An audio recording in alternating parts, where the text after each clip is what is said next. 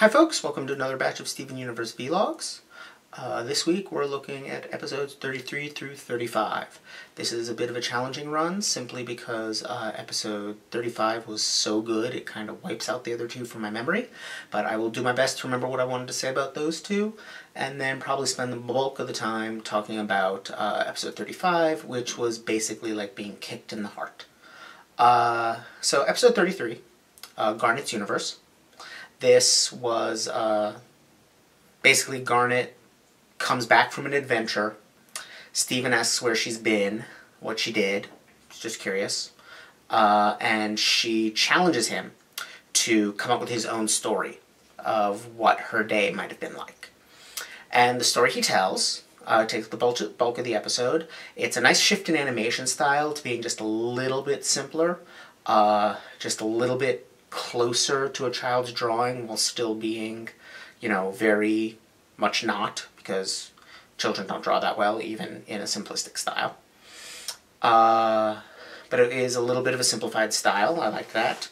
I think possibly lower frame rate on the animation as well, which was a nice touch because of what I'm about to tell you, which is that it was very anime influenced. Video game as well. Like I immediately recognized Frog from Chrono Trigger as the first person that shows up along Garnet's quest. They have a very anime-esque duel with lots of bombs, very cartoonish bombs, and like teleporting around and that kind of thing. And then it turns out that it's Garnet's friend, who is very clearly Frog from Chrono Trigger.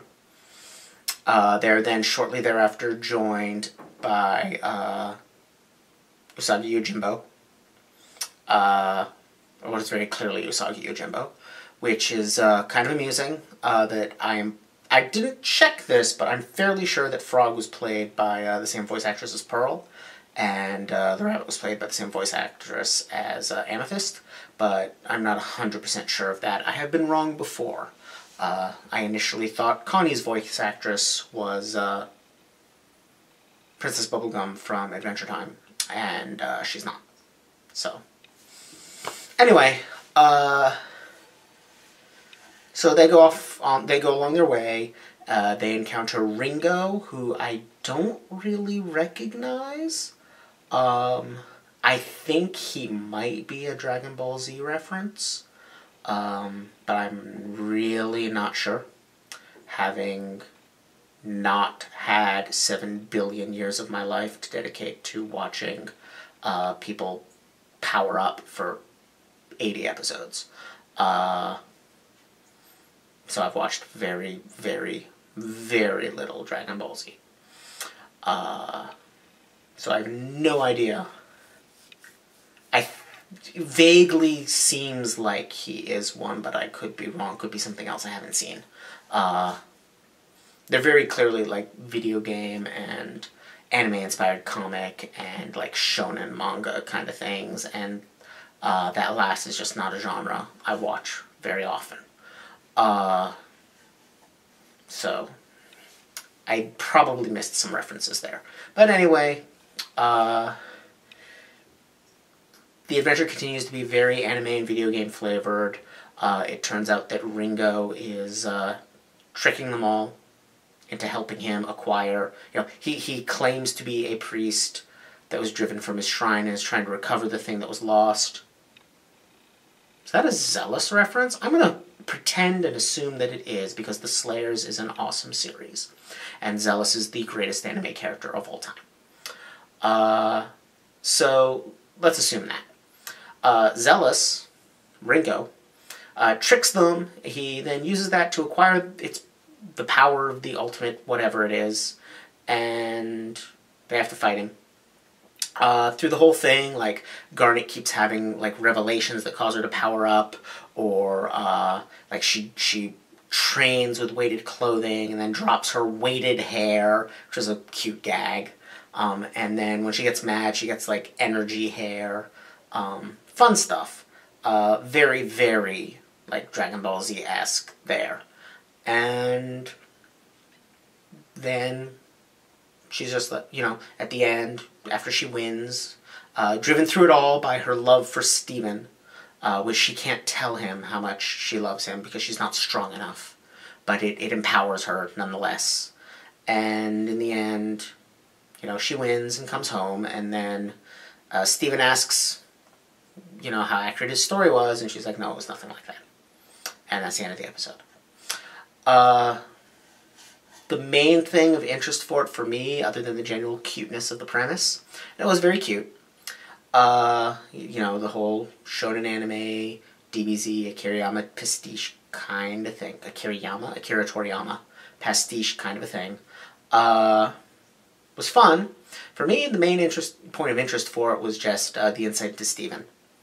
Obviously, we already know he plays video games and watches anime, or at least Japanese movies. And so presumably some of those were animated. It's a little hard to tell which are the anime and which are the live-action ones when everything is animated, But so those are, the influences he draws on. It's like, when my nephew was about the same age as Steven and tried to write stories, they were, pastiches of Doctor Who and Magic the Gathering, and, whatever other comic books or whatever that he was reading at the time. I was the same way when I was a kid, I attempted to write a novel when I was 14, and it was bad Tolkien ripoff. It's just, how it goes when you're young. It takes a while to find your own voice, and you start by copying other people. That's how we learn. Everything we learn, practically, we learn by copying other people. Right back to when we first learned to speak. So that was cute, and that was cool, and I really enjoyed that, but what was really interesting to me was the whole thing where like, Garnet, like in Steven's story, Garnet has an enormous amount of love and affection for Steven, but doesn't show it to Steven. Like she says, she can never tell him until she becomes stronger. And that's interesting to me because, of course, Steven is a very transparent kid. So really, what he's saying there is that he wants Garnet to tell him that she loves him. And he knows that he loves her. Has a great deal of confidence that she loves him. Sorry, he knows that she loves him, and he has a great deal of confidence that she loves him, but he wants her to say it. Which tells us that she doesn't. That she shows it, but he wants her to say it. And, it's kind of sad and also kind of sweet. It's an alright episode. But for me, that was the most interesting thing, just that, like, Steven does have sufficient awareness and insight to know that Garnet does care for him very deeply. But he needs her to say it. And, that's true of all of us. Sometimes we just need someone to say that they care. Next is the middle episode, which was honestly probably the least interesting for me. I mean, it was cute and all, but it wasn't that exciting compared to Garnet's Universe, or especially Lion 3. Steam Watermelon, which, kind of a cute premise. Steven is starting to manifest some more of Rose's powers, in this case, her control over plants and ability to create plants to fight for her. He accidentally creates a bunch of Steven-shaped watermelons, and then, after he has sold them all, has to go and refund everybody and recollect the watermelons because they come alive and start moving around on their own. Then it turns out that they are ferociously protective of Steven and start attacking people to protect him. We get a really fun battle sequence between the gems and the watermelons. It feels like a while since we've just seen the 3 gems fighting stuff. I don't know if that's just me not remembering them doing it last week, but I feel like it's been at least a couple of weeks. Maybe not since the Lapis Lazuli episode. Is that how it's pronounced? Until Steven Universe, I had never heard that word said out loud. I had only seen it written down, and it was always Lapis Lazuli in my head. So, anyway.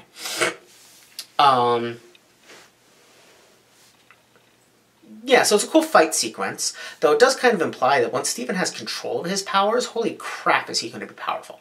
Because all three of them are overwhelmed by the army that he has created, and which basically baby Stephen Watermelon attacks, Stephen is bemoaning how is he going to get control of this army. Baby Stephen Watermelon then attacks him so that all the other watermelons will attack it, and that will shock them out of their violence.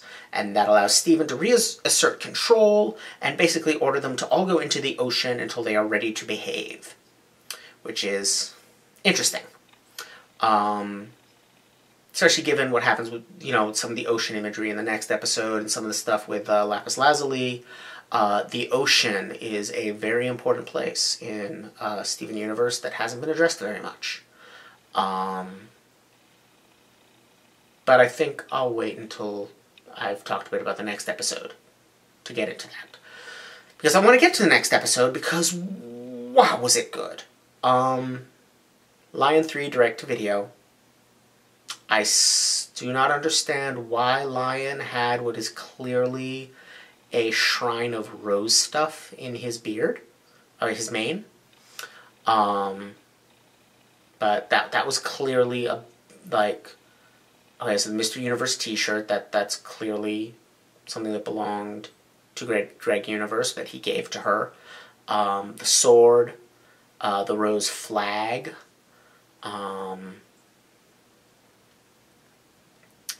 the videotape, about which more in a little bit, that was just very clearly like something she put there deliberately,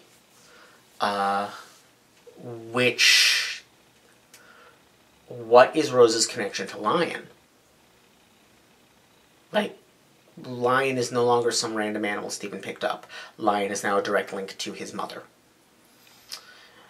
That's interesting. But anyway, so yeah, Steven recovers the videotape, and it's a home movie that Rose had made when she was pregnant with him. For him, knowing that she would die to create him. I will freely admit to tearing up at the end of the video when she told him that every time that she's half of him, and every time he loves himself, that's her loving him. Yeah. It was emotional stuff.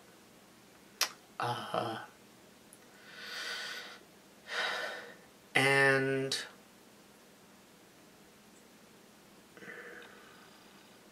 the video itself, it was all at the beach. It showed like their house at the base of the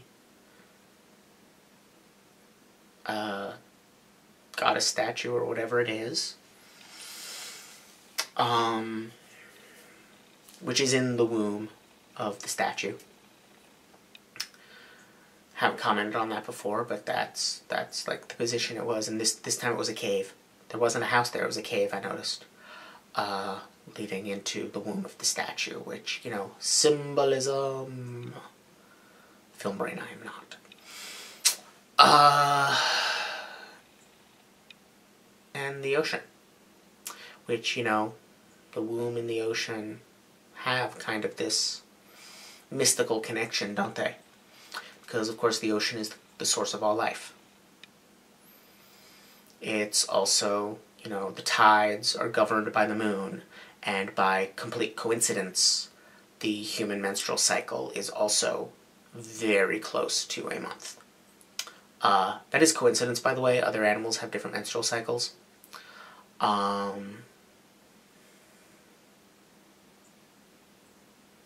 But they happen to be similar for us, and so that creates this, the moon and the womb and the ocean are all linked because of this.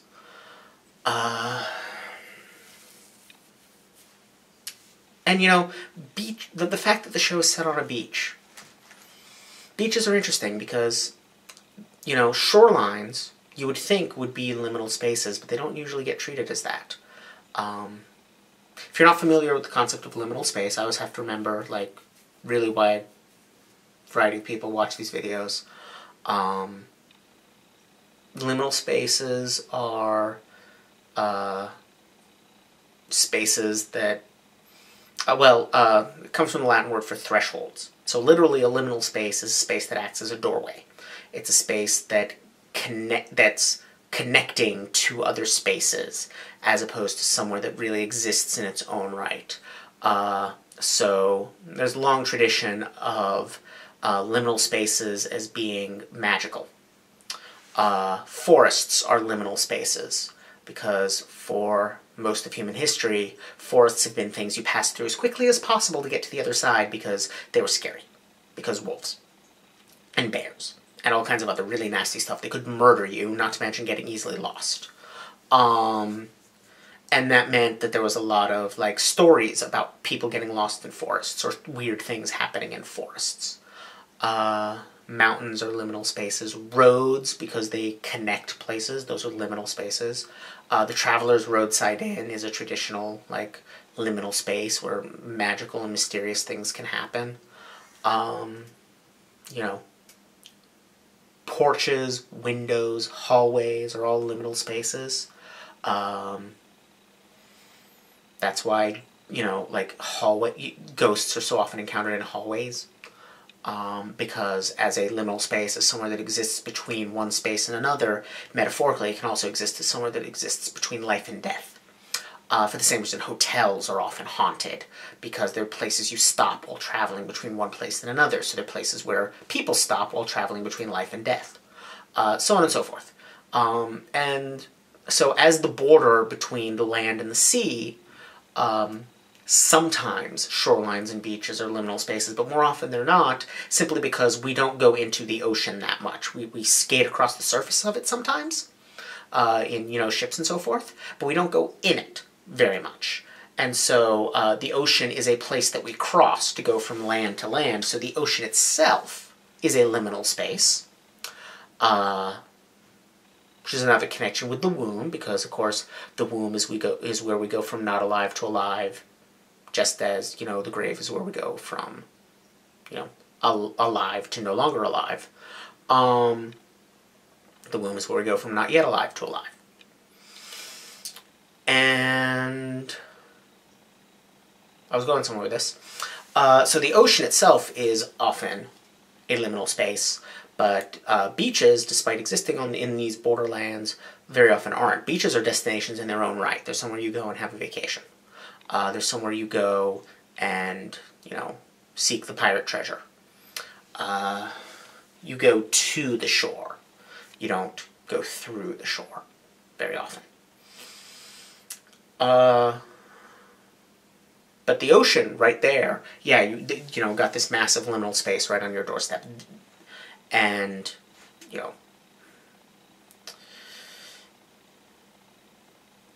so showing it, like the opening shot of the video is the ocean.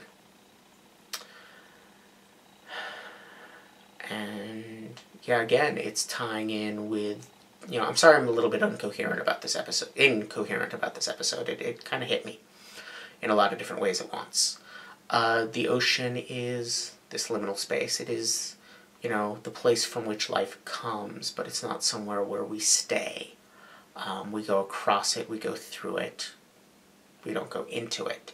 Yet, in the previous episode, that's exactly where Steven sent his watermelon selves. And now here in the next episode, we have it connected with his mother's womb, which of course is what he is retreating into when he goes into Lion's Mane, is this shrine of his mother,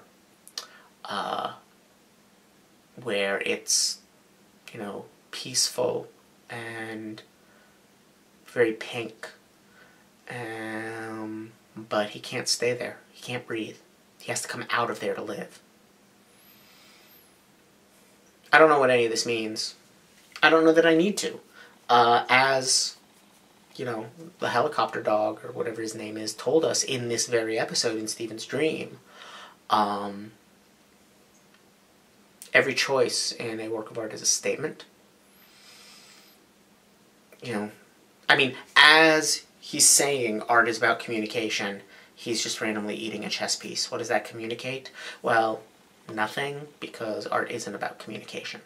Art uses the tools of communication, but the point of art is not to transfer information from one brain to another. You don't need art to do that.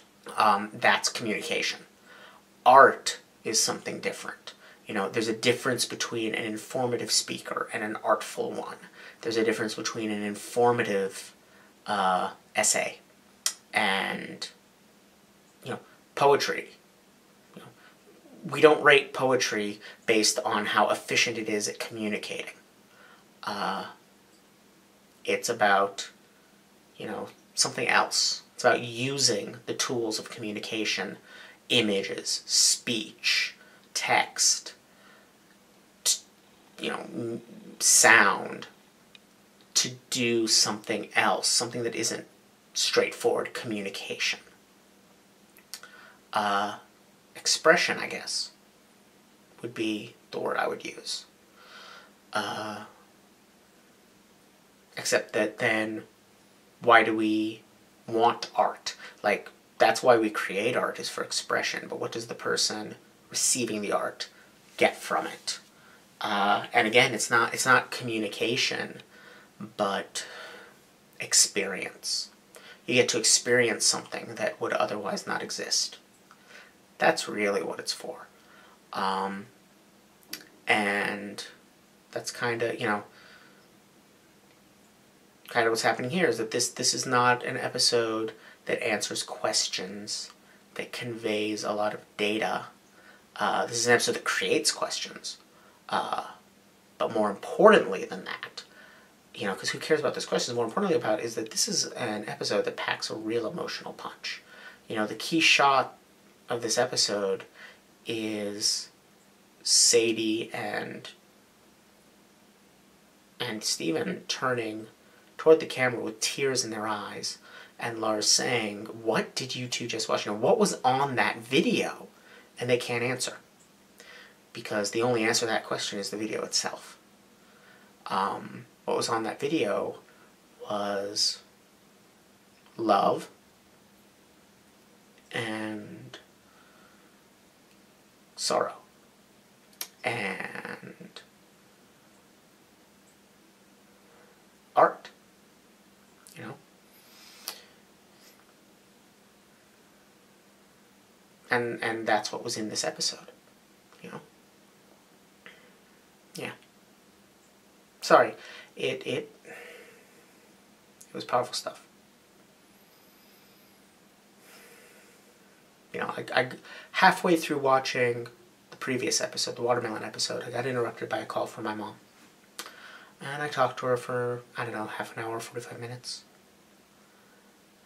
I feel like our conversation would have been really different if she had called after I watched the episode. Which, well, I turned my phone off, so it would have been after I recorded this vlog. But still, I feel like our conversation would have been quite different. And of course, that's the end of the episode, is Sadie calling her mom. And again, we don't see what she says. We see Sadie say, you know, "Hey, you know how I told you that I don't need you to make lunches for me?" And that's it. That's the end of the episode. We don't see the next line. It doesn't get communicated to us. But we know. We know that she's going to say, "Actually, yeah, Mom, I do need you to make lunches for me. I do need you to meet my mom, because I just realized you won't be around forever." That's what Sadie is saying. And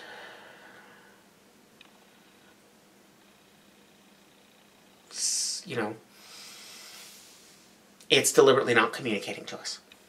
It's deliberately cutting off the communication and forcing us to fill it in ourselves. To fill it in with ourselves so that we become a part of it. Because maybe there's somebody out here who thinks she didn't say that. It's unlikely, but maybe there's somebody out there who, after seeing this episode, thinks that what Sadie said is, you know how I told you I don't need lunches anymore? Yeah, that's still accurate. I definitely don't need them. There's room for that person. I don't think there's very many people who think that. I think pretty much everybody who thinks about it is going to say that the next sentence out of Sadie's mouth is something along the lines of, you know, I still need you, Mom. But, you know, that's part of what art does, is create spaces for people to fill in with themselves. So maybe it is expression. Maybe it is expression for the person encountering the art as well as the person who creates it, to an extent. That's about all I got. Again, kind of an incoherent review, but in my defense, I just watched Lion 3 direct-to-video. It's a little difficult to be coherent right now. I will see you all next week.